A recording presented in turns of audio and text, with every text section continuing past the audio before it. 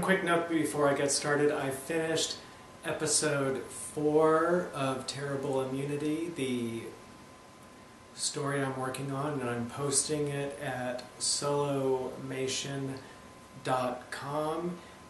The newest episode is always at the bottom of the page. If you go to solomation.com, you can watch the newest episode.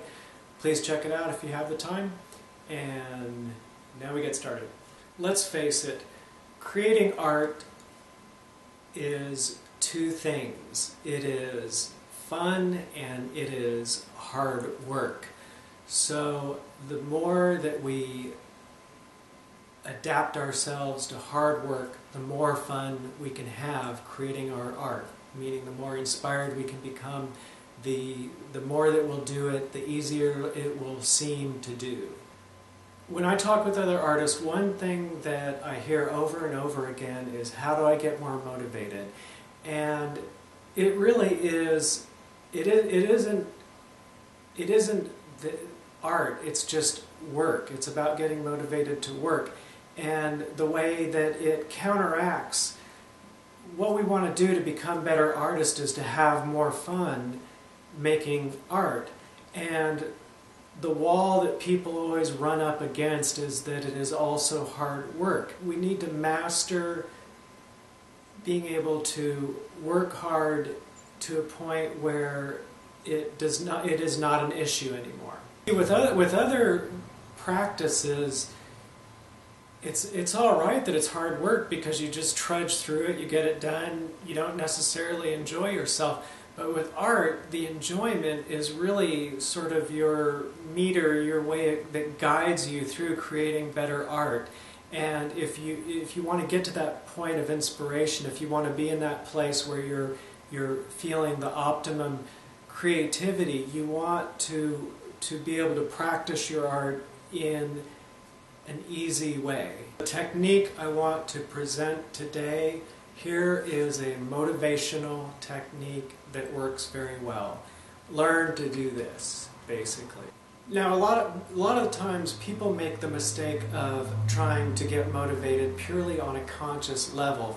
But motivation is best when it's subconscious. Think of motivation as like wind in the sails. You know, when you see a sailboat with the wind blowing it, yes, it is ourselves that are that wind, but it's subconscious. We don't feel like we're actively being the wind pushing ourselves, because it's our subconscious that is pushing our conscious mind while we create. So here is a technique to increase that wind, to make it more powerful and push you further and make it easier and more fun to do your art. Keep in mind that techniques that develop our subconscious to help powerhouse our creativity, they don't seem to work on the conscious level because they're not meant for the conscious level, but used over time they are very effective for subconscious development. Amazing discoveries in brain science are being made all the time these days, and I am about to grossly oversimplify some of the more recent findings just to have a working model that we can use for this tutorial. So basically, think of, there's a lab rat in a box, and at the end there's a button, and when the rat pushes the button it gets a little treat, and so it learns to push that button. It's this idea that when you do something and you get a reward, some kind of reward for it, that changes the way the neurons grow and arrange themselves and develop in our brain. The idea of learned behavior, it isn't like something that we intellectually know and then play out. This learned behavior is actually the physical structure of your brain changing to shape the way you behave. Now here's where the non-scientific oversimplification is about to be done. When we get rewarded for doing something, there's a release of dopamine. Now I realize that it's much more complicated than that, but let's simplify it for what I'm talking about. Let's say that you go out for dinner, you have delicious dinner and dessert afterwards, and it gives you pleasure. Basically, you have done something, and for that, your brain has released dopamine, and this gives you the feeling of pleasure. And that is a motivator. That means that you're going to repeat that behavior because you were rewarded for it the first time. You'll do it again, and your brain will start to change in such a way that you will feel more motivated to do that behavior again. And now, if your brain is not releasing the dopamine, you won't get pleasure from eating that delicious meal, and so you're not as likely to go back and do it again. Now, it's often thought of that it's the meal that is giving us the pleasure, but really what happens is that when we eat the meal, it is our brains, it's the release of that dopamine that gives us the pleasure, and not necessarily the eating of the meal.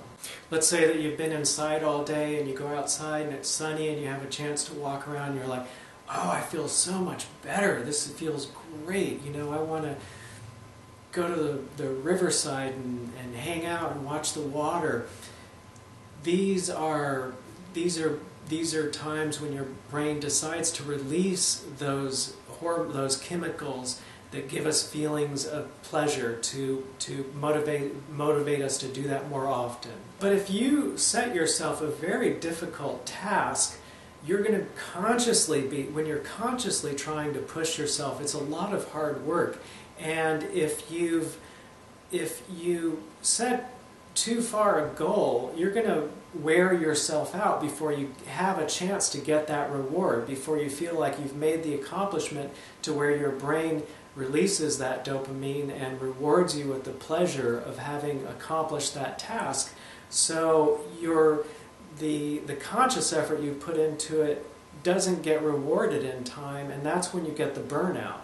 But if you give yourself a reasonable goal and consciously exert enough effort to achieve that goal, when you achieve that goal and spend time appreciating it, looking at it for what you have done, by spending time appreciating it and realize, okay, this is an accomplishment, it releases those pleasure chemicals, and that changes your brain structure. That teaches you, your neurons will grow in different ways, so that the next time you're faced with a similar task, you have more backing up the effort you can put towards that task. You won't need to consciously exert as much effort because you're going to have more subconscious effort pushing you. You're going to have behavior that will motivate you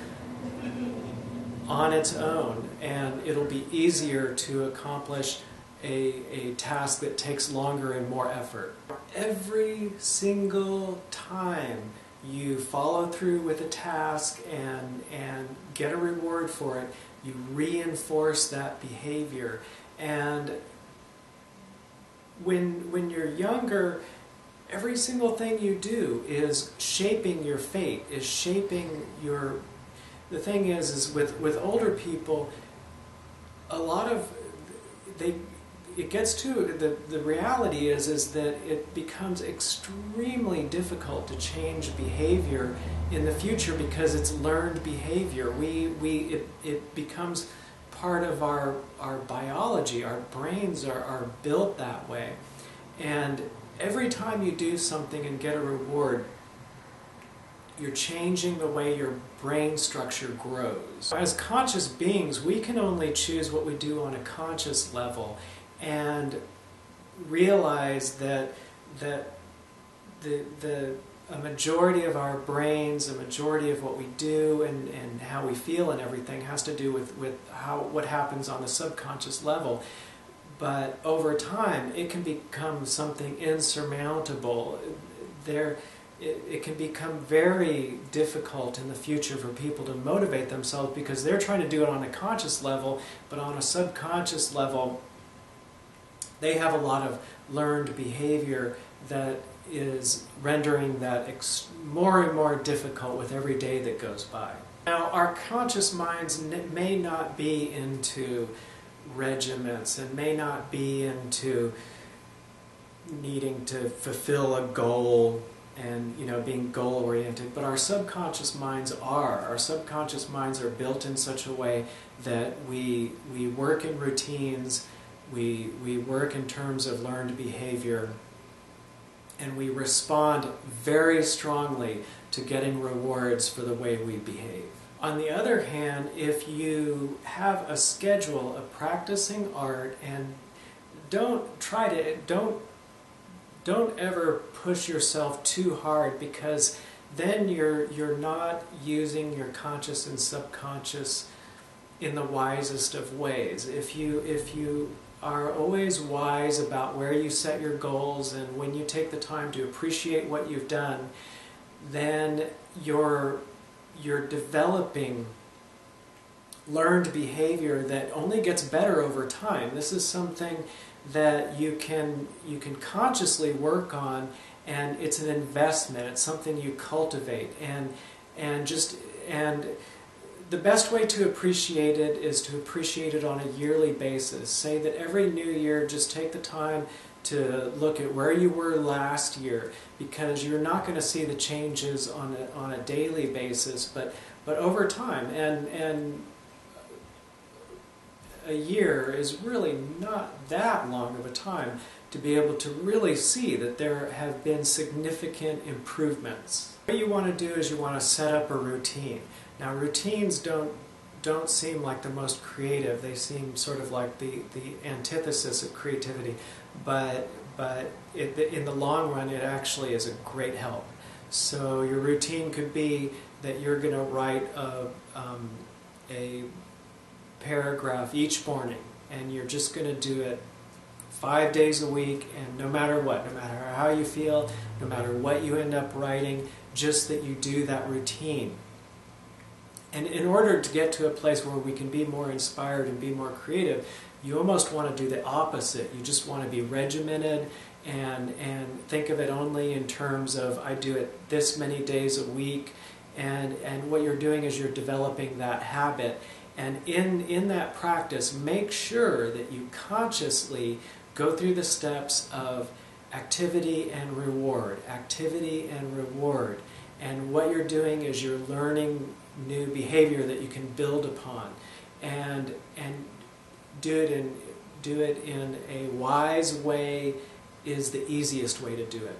Now, when I was a painter, and I did this before I learned about the the release of pleasure hormones, learned behavior, and all that. But when I finished a painting, I would stop. I would go and set it somewhere, and I would sit there, drink a cup of coffee, and just look at it and enjoy it for what it was, and think about what others might think of it and what it means and the different ways it would, and just enjoy it and almost watch it the way you would watch a television program. And I would get a lot of pleasure out of that, a lot of enjoyment. And basically what I was doing was completing the cycle, so that the next time I went to paint, I was like, yeah, I'm really ready to, this is great, and have a lot more energy, and it doesn't seem like hard work, and even when sometimes you even learn to enjoy when you're consciously pushing yourself, and it's a little bit of an uphill climb, because you learn to anticipate that point of reward. Now, this isn't about gloating. This isn't about, oh, look how wonderful it is that I made this. It's about taking the time to appreciate what you made. Now, if you've made a work of art, this is something that is made to derive enjoyment from. So make sure to take the time to enjoy it, and enjoy it even that much more, knowing you're the one that made it. And what is a reward for a human is very much part of how they grow and change as a human too. Some people may hear music, and to them that's like a reward. To them, that's when their brain releases all those chemicals that say, this is very pleasurable, I like this a lot, I feel great because I hear this music. Other people might hear music and it's like, no release of chemicals, sorry, I guess it's nice music, but I'm just not getting the chemical rush. On the other hand, over time, you get more of a chemical rush from activity. So if you're into doing a sport, like training,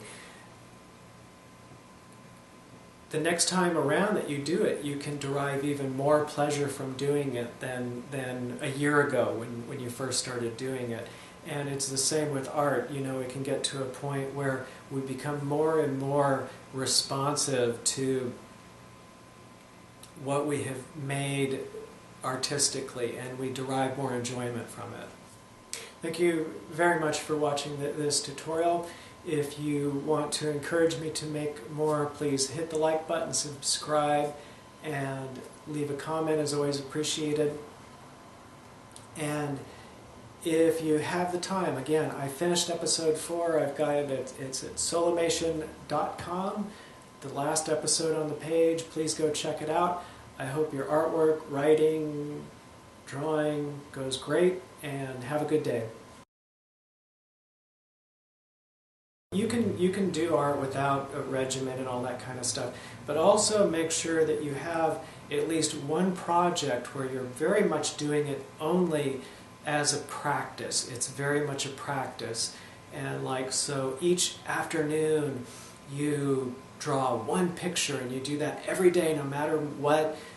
Even if you know what you're about to draw is going to be really the lamest drawing in the world, you're just doing that one. It is that activity, and then I make sure that I can get the feedback. I make sure that when I'm done with it, I can look at it, and by seeing it, then I cash in on what I have invested in that. I get back energy, and it pleases me, and it makes me feel like my life has improved by doing that. So I've completed the cycle, and no matter, the rest of your art could be totally haphazard, non-goal oriented, do whatever pleases you, whatever inspires you, non-structured, but have, for the sake of your subconscious mind, have at least one very small art practice that you do in a regimented way.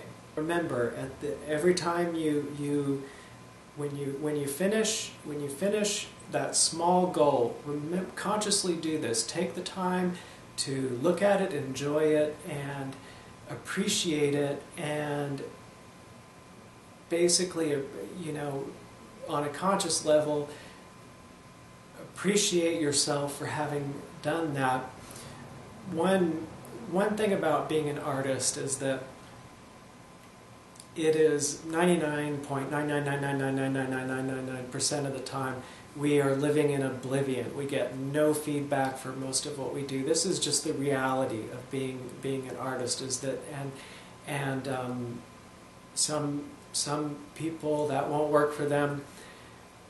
But if you give yourself appreciation for what you're doing, it's going to make it a lot easier to make a lot more art. So the next time you reach an artistic goal and you naturally want to take time enjoying the fact that you've done that, you can relax and look at it, and you may think, well, okay, well now I need to get back, don't waste any time just enjoying what I've just done. No, it's a very important part. You still are. It's an important part of artistic practice to take the time to enjoying what you've done.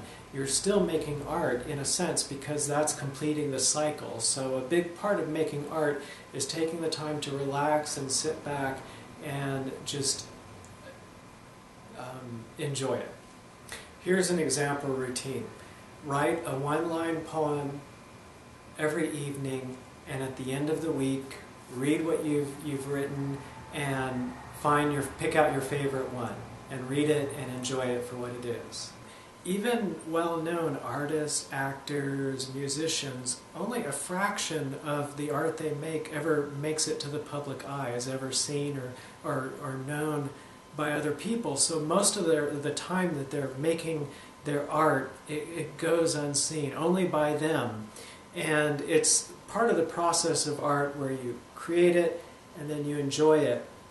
You need to be the one enjoying that. And when you are your number one fan, it's not so much it isn't for ego reasons, it isn't for conscious level. Basically, most of making art is done by the subconscious mind. And when you take the time to say, wow, look at what I made, you are giving your subconscious mind a pat on the back and saying, you're basically like, this is great, this is wonderful that you've helped me to do this.